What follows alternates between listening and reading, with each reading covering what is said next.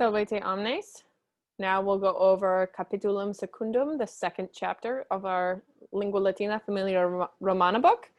And what's covered in this chapter is mainly the genitive case. Julius vir Romanus est. Julius vir Romanus est. We have a singular verb. These are all masculine, nominative, and singular. They agree in gender, case, and number. Since we have this linking verb, vir Romanus is our predicate nominative or subjective complement. Julius is a Roman man. And you can see that he's wearing a toga. Now, I don't love this drawing because Romans would not have really worn sandals with the toga. The toga was kind of like an ancient business suit. So imagine wearing flip-flops or sandals with a business suit. That's just not really what people do at their places of employment, as far as I know. So it was a closed-toed leather shoe, often dyed a red color that actually people of the senatorial class would wear. And actually only adult male citizens would wear togas in general. Women who wore togas in public did so because they were prostitutes, so that was a mark of their profession. Married women, Roman matronae, would wear a garment called the stola, so we'll see Aemilia's stola, but clothes would make the man. They were definitely a status symbol. There was no distinction in dress between, other than the toga, between, freeborn citizens or people who had been enslaved and were free. That class of people is called the liberti, and serui, enslaved people. They would generally all wear tunics. So, by looking at someone in the street of Rome, you wouldn't necessarily be able to tell what kind of their status in life was, whether they were enslaved or they were freeborn or they had formerly been enslaved, or if they were a member of the elite, you could usually tell because they would be a little bit more dressed up. Maybe their clothes would be of finer quality. Now on a toga, if it has a purple stripe on it, a purple red stripe, if it's the width of your hand, that would signify that you were a member of the 600 strong Senate. And if it was 2 fingers in width, you would be a lesser magistrate, but still pretty high up in the government. So, if you see somebody walking down the street with this special tunic on with the stripe, you know that they're important. For a long time in Rome, only the emperor could wear a garment that was completely dyed purple. Purple was really, really expensive. You'd need something like 30,000 mollusks, sea snails, to get, that's where you get the purple dye from. Something like 30,000 little tiny sea snails that you would have to crush to get that purple dye to make one toga. So togas also are very impractical in the Mediterranean climate. They're generally about 3 times the height of the wearer. So if a man is about 6 feet tall, that's about 18 feet long. That is a large garment made of heavy wool typically. And part of the reason the toga was worn, in my opinion, and according to some scholars, is that, it kind of signified that this person who's wearing this ridiculous garment does not actually have to move around. They're not running down to the forum to pick up stuff for dinner. They're not, oftentimes their hand is even kind of bound up in the toga. It's not in this style of toga that Julius is wearing, but oftentimes their hands, even their right hand, is bound up, meaning that they don't even have to do any writing. They have a secretary, an amanuensis for that. So, and usually we find in urban settings in ancient Rome, in the city of Rome itself, that oftentimes these secretaries or these people who were running errands, buying things in the forum for dinner, etc., oftentimes they were enslaved. Aemilia femina Romana est. Aemilia is a Roman woman. Since Aemilia is feminine, femina is also a feminine noun of the first declension. Romana, the adjective, also agrees with femina and Amelia in gender, case, and number. They're both feminine, they're both nominative, or they're all nominative, and they are all singular. And here is our linking verb est. So Amelia, she's wearing a stola, the dress that would go to the ankle or beyond, of a married woman. And over, it looks like it's some sort of toga. I think it might be a palla, which is kind of a shawl that women would wear. They could put it up over their head.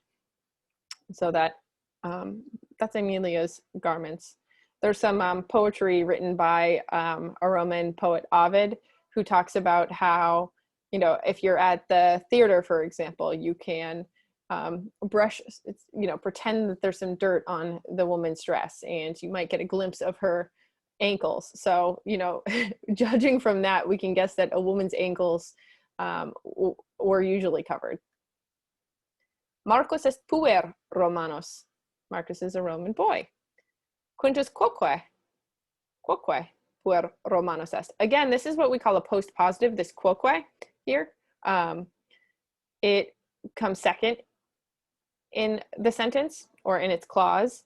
But in English, we usually, I mean, you can translate it second or otherwise, but a synonym of quoque is etiam. And etiam comes first, quoque comes second. So if we were to rewrite this sentence with the word etiam instead of quoque, it would say etiam Quintus puer Romanos est. So Quintus is also a Roman boy. Quintus quoque, it likes to come in that second position. Post-positive, post means after. Pono, ponere, posui, positos means to put or place. So post-positive literally means placed after. We get the word postpone from that same root as well. Julia est puella Romana. Julia est puella Romana. Esne Julius femina Romana? Remember, here's our enclitic particle, ne, ne. It just means ita aut minime, yes or no. Esne Julius femina Romana? Minime. Julius est vir Romanos. Esne Amelia femina Romana? Ita. Amelia femina Romana est. And you'll notice that our adjective Romana likes to come after the noun that it modifies. In English, we'd say Amelia is a Roman woman, but here it says Amelia, woman, Roman is. So this is the, you know, traditional Latin word order. Of course, you can move around the verb a bit, but femina Romana is always going to be femina Romana. The Romans wouldn't really say Romana femina. So that's an interesting distinction. The exception to that is adjectives of size or quantity. If she were a small woman or a large woman, you would say Amelia magna femina or parva femina est. And quantity, so if there were many women, for example, you would say multi feminae instead of feminae multi. So interesting distinction. Esne Marcus puella Romana? Minime. Marcus non est puella Romana. Marcus est puer Romanos. Quis est Quintus? And here's a trick with these tricky Q words. I know I found them tricky as a student. You can actually, whatever the question word is, here we see a question mark at the end of the sentence, take out the question word and leave it as a blank. So when we read Quintus est blank, we get a better idea of what we're looking for, what that quis is asking for. Quis is just the masculine interrogative pronoun. It means who. So who is Quintus? I think we have some answers. Quintus est puer Romanos, non? Julia est puella Romana, non puer. So we don't have to repeat est. You know, she's a Roman girl, not a boy, we could say in English. So you don't have to say she is a girl, not she is not a boy. You know, the est is easily understood in both clauses since the grammar is paralleled. We have a nominative singular here and a nominative singular at the end of the sentence with non-puer. I keep forgetting that my cursor, I don't think, shows up for you. So I'm moving my mouse around, but I don't think you can see it. So I apologize for that. Quae est Julia? And here's our feminine pronoun, quae. Who is Julia? Remember, take the quae out, put it as a blank. Julia est blank, and then we can fill in what is or who is Julia. Julia est puella Romana. Julius vir Romanos et quoque pater est. So he's two things. Amelia femina Romana est et quoque est mater. So Julius is a dad and Amelia is a mother. Marcus est puer Romanos et quoque filius. Filius is our masculine form of the word for it means son, right? Julia est puella Romana et quoque filia. So she's a daughter. Aemilia est mater. It's interesting that mater has a long A in it, but pater, actually, the A in pater is short. Julius est pater. Interesting. I'm not sure why. Ecce familia Romana. So here's a little family arbor, family tree. We have Aemilia as the mother, Julius as the father, Marcus et Quinti sunt filii, duo filii et Julia est filia. Julius est pater Marci. Qui casus est Marci? Julius pater. Well, whose dad is he? He's the dad of Marcus. Here, hic est genitivus. It's the genitive case. Shows possession. Quis est pater Marci? Leave a blank for the quiz. Pater Marci est, and it becomes more clear that our answer is Julius. Quis Julius. They both end in S. That's a nice way to remember, you know, this is nominative. We want another nominative to answer it. Quintus quoque est Julii filius. Quintus est filius is our main sentence. Then we have this genitive thrown in there, Julii, that tells us whose filius he is. Quintus quoque. Quintus is also Julius's son, or the son of Julius. Quis est pater Quinti? Blank est pater Quinti. Julius est pater Quinti. Quae est mater Juliae? Blank est mater Juliae. We see Aemilia est mater Juliae. Est ne Julius pater Juliae? Ita vero. Julius est pater Juliae. So here, Juliae, this AE is our first declension, feminine, genitive singular ending. Est ne Julia filius? Julia filius? Minime. Julia est filia, nonne? Est ne Julius femina Romana? Minime est vir. Est ne Aemilia pater? Minime est mater. Qui sunt filii Julii? Filii Julii sunt liberi, sunt Quintus et Marcus. Quintus Marcusque. Marcus Quintusque. So this one is a little confusing because they all have this I ending. So we have nominative plural for the qui, then sunt is our plural linking verb. Filii is also nominative plural. Who are the sons? And then Julii, although it has the same ending as filii, is actually our genitive case. So qui sunt filii Julii, who are the sons of Julius? We can answer Marcus et Quintus, or you could say Marcus Quintusque. Filii Julii sunt Marcus et Quintus. Marcus Quintus Juliaque sunt tres liberi. Liberi, children. It's a masculine noun. It's only used in the plural, actually. So we could say Marcus Quintus et Julia, but here we have Marcus Quintus Juliaque. That que is an enclitic. It comes at the end. It attaches to the end. Conjunction, like and, but, or. Those are conjunctions in English. It's an enclitic conjunction. So you should translate it at the beginning of the word that it's attached to. So Juliaque means and Julia. So Marcus Quintus Juliaque sunt tres liberi. Liberi sunt filii et filiae. Children are sons and daughters. Filii filiaeque is another way to say that without et filiae or filiaeque to connect those two. In familia, ablative place where, right?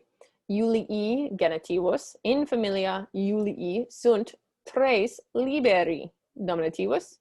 Duo filii et una filia.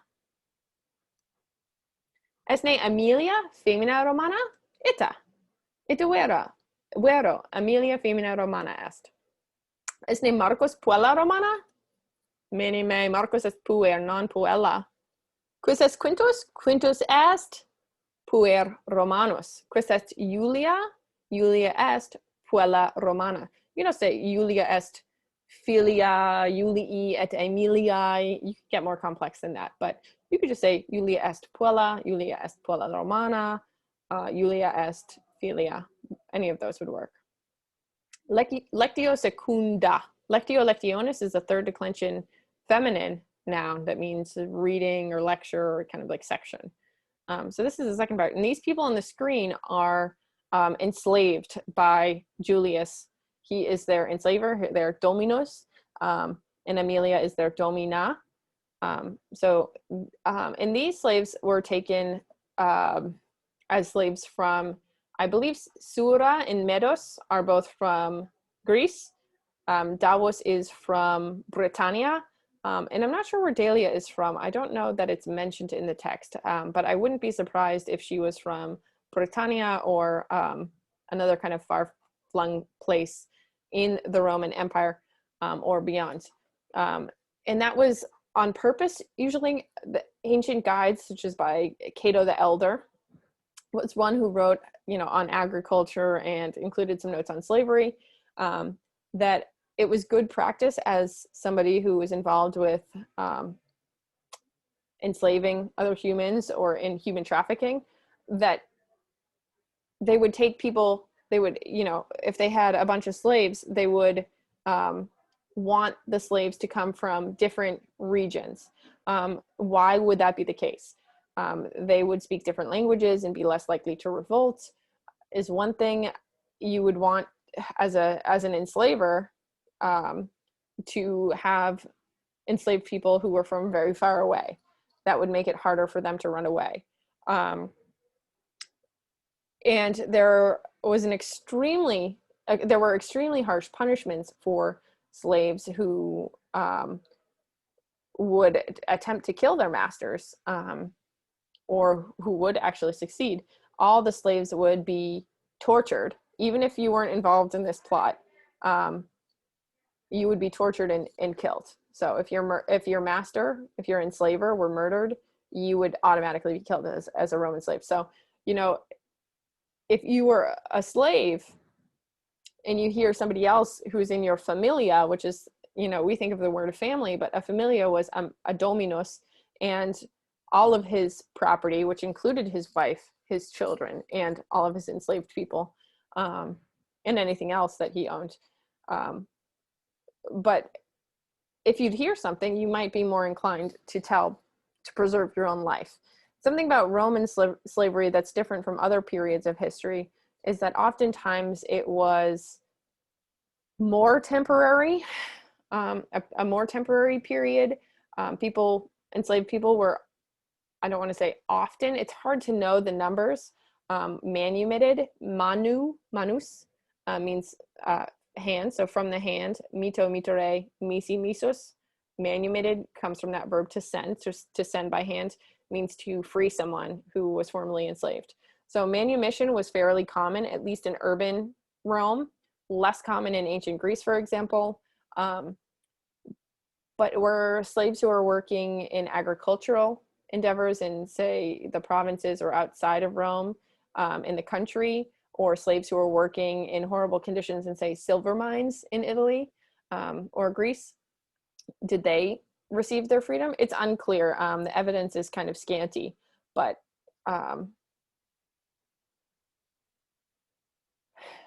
in late Republican Rome and the early empire, it's estimated that up to 25% of the population, a fourth of the population, was enslaved in the Italian peninsula, or in the city of Rome, which is a very high number.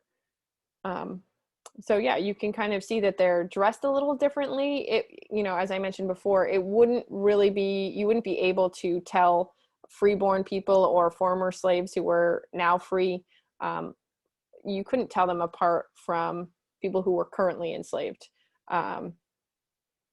So that's an interesting difference from other time periods. There was at one point, the Romans were trying to decide, hey, should we make enslaved people wear some sort of other different garment, some sort of different clothing to make it easy to distinguish them? And the overwhelming response to that question was no.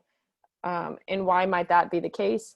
Maybe the people who were enslaving them, the aristocracy, did not want the people who were enslaved to get an idea of how many of them there were, and thus maybe revolt against the harsh conditions of slavery. Ecce meros et davos. Meros est servus. And spoiler alert, Metis actually escapes and gets back to Greece. Davos quoque est servus. And servus actually comes from the word servare in Latin, servo, servare, which actually means to save or to protect, to keep safe. And the reason for this is that my orange screen is on a green screen. I have an orange poster in my office right now that I'm using, so I keep disappearing. Apparently my skin color is similar to orange. But anyway, servus, servare, to save. People would become enslaved as prisoners of war. So if a person, say in Gallia, modern day France, were enslaved, say during the Gallic Wars of Julius Caesar, they could either be killed or taken as slaves. There were other options as well, if they, pledged loyalty to Caesar or something. But it was the word servus comes from the idea that the alternative was that they would be killed, and that this was a better alternative. I grew up in New Hampshire, where our state motto is "Live free or die." So, and there are people in texts like Tacitus's Agricola, Boudica, and another British guy, Calgacus, who really say that no, liberty is above all. You need to fight to the death, because being enslaved is the worst of all human conditions. So death is preferable to being enslaved. So, servus means that they've been protected, that they've been preserved. But is that a better alternative? It's hard to say, because we don't actually have much textual evidence from people who were enslaved.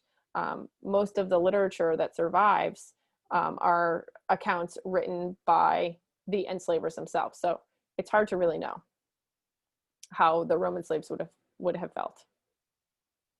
Medos et davos sunt servi. Sunt servi.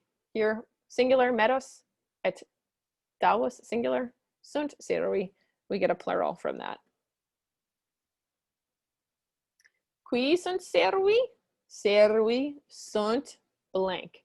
Servi sunt medos et davos, or we could say medos davosque. Qui sunt medos et davos? Medos et davos sunt blank. Medos et davos sunt servi. We're replacing our blank. Suntne? Suntne, yes or no? Ita aut minime. Suntne medos et davos viri? Ita, viri sunt. Suntne medos et davos pueri? Pueri, viri? Oops, I disappeared. Viri aut pueri. Minime medos et davos sunt viri, non pueri. They're not boys. Medos et davos sunt servi Julii. So here in servi, we have nominative plural, agreeing with medos et davos with our linking verb sunt.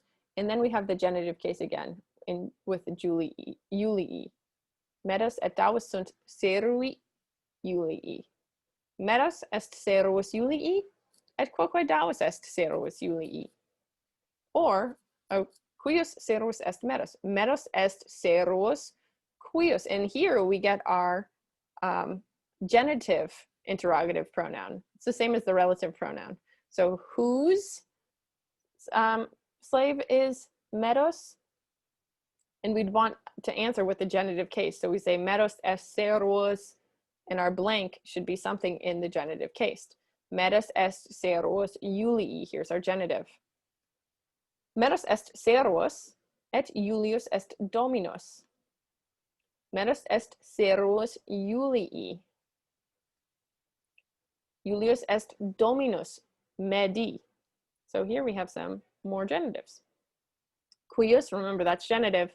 Cuius servus est davos? Davos est servus blank, and we fill in the blank with the genitive case.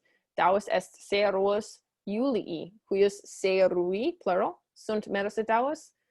Medos et davos sunt servi, cuius is genitive singular, Julii. We supply the blank. Esne Julius servus?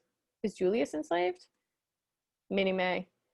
Delia ancilla est. Ancilla est servus, sed non est vir, est femina. Ancilla est femina, servus est vir. Quis est ancilla? Quis est ancilla. Ancilla in pictura hic est Delia.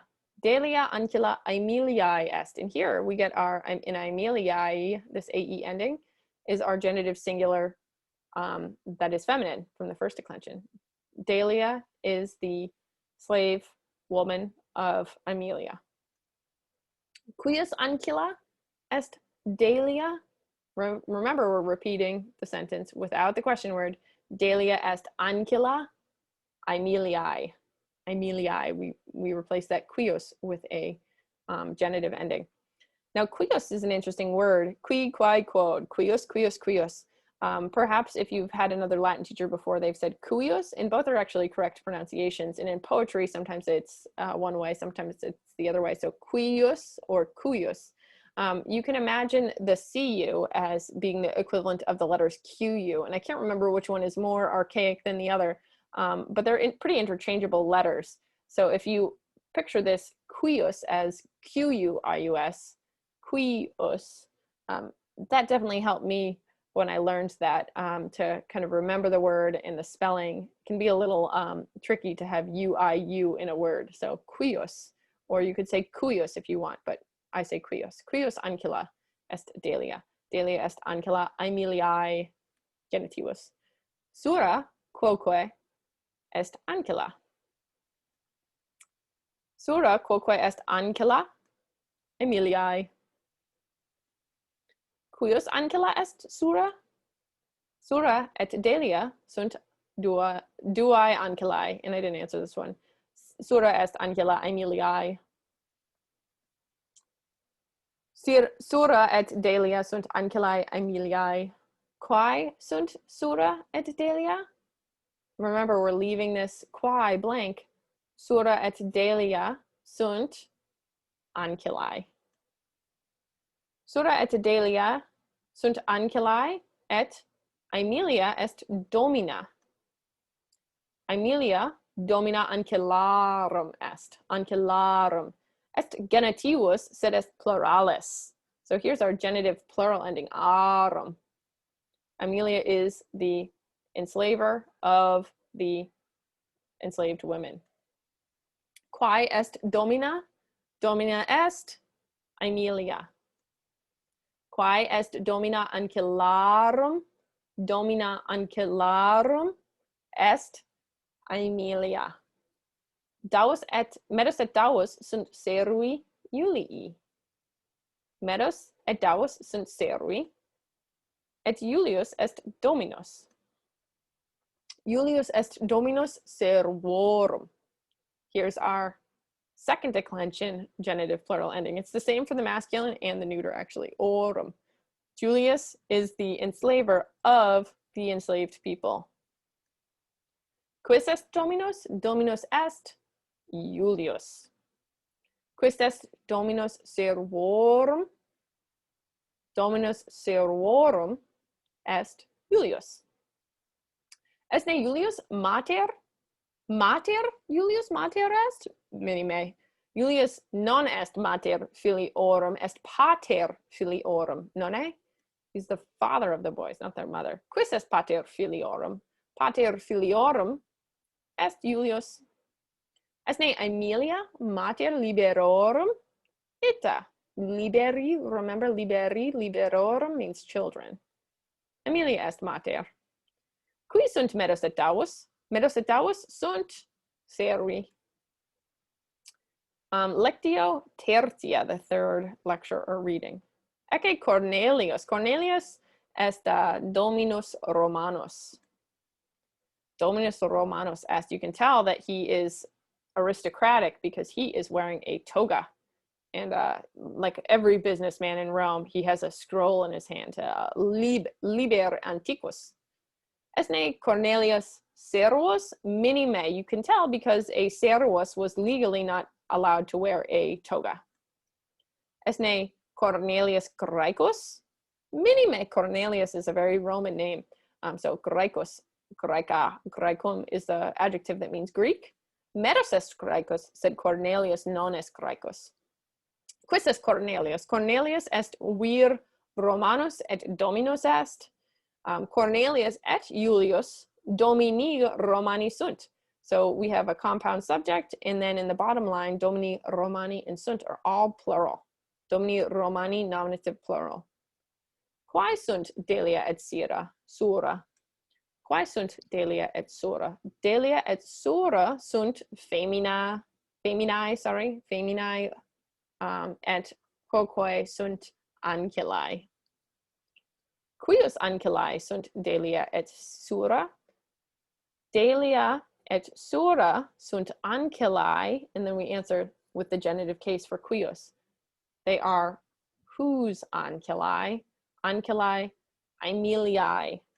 So in the Roman households here, in their households, Aemilia oversaw what the females who were enslaved were doing as part of the housework.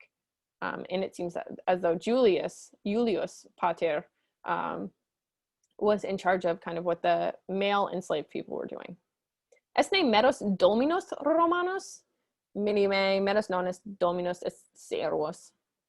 Cuius servus est meros? Meros est servus Julii genitivus. Esne davus servus Cornelii? Minime. Davus est servus Julii. Ecce liber Latinus. This is a Roman book. Liber Latinus est. Ecce duo libri Latini. Sed sunt duo libri Latini. Quot libri sunt? Unus aut duo? Quote, how many? We get the word quotient they use in math. How many times something, one number goes into another number. Duo libri sunt. Ecce liber novus, a new one, such as our book, Lingua Latina. Et liber antiquus. And remember, a book, this is actually, if you had a book like the ones that we have that's bound and you have pages that you can flip through, that was called a codex. In, later times, the plural is codices, it's third declension. So a liber, when we read about this in ancient sources, is actually, this picture here of the scroll. That's what it would look like. So when you read the Aeneid, for example, there are 12 books of the Aeneid, and what that means is, nowadays we would say chapters, but in antiquity there were actually 12 different scrolls or books, libri, for the Aeneid. So that's why we say books of the Aeneid instead of chapters of the Aeneid. Nos contrarium est est antiquus. So contrarium means the opposite, contrary. So this is an antonym. Novus est new. Antiquus est ancient, old. Liber tuus, your book, est novus. Liber tuus non est antiquus. Hic est liber antiquus. Quid est? Liber novus aut antiquus? Est novus. Esne liber novus? Minime est antiquus. Titulus libri tui est genitivus. Titulus est nominativus. So the title of your book est Lingua Latina. In libro tuo, ablative place where, sunt multae paginae. Pagina est Anglicae page, paginae. Imperium Romanum, the Roman Empire, est titulus capituli primi. Familia Romana est titulus capituli secundi, sorry. Quis est titulus capituli tertii? Tertium, remember, is third. Est puer improbus, which means basically like, naughty boy. Quid est titulus libri? Est Lingua Latina per se illustrata, pars unum, or pars una, Familia Romana. All right, that's all we have for now. Valete omnes.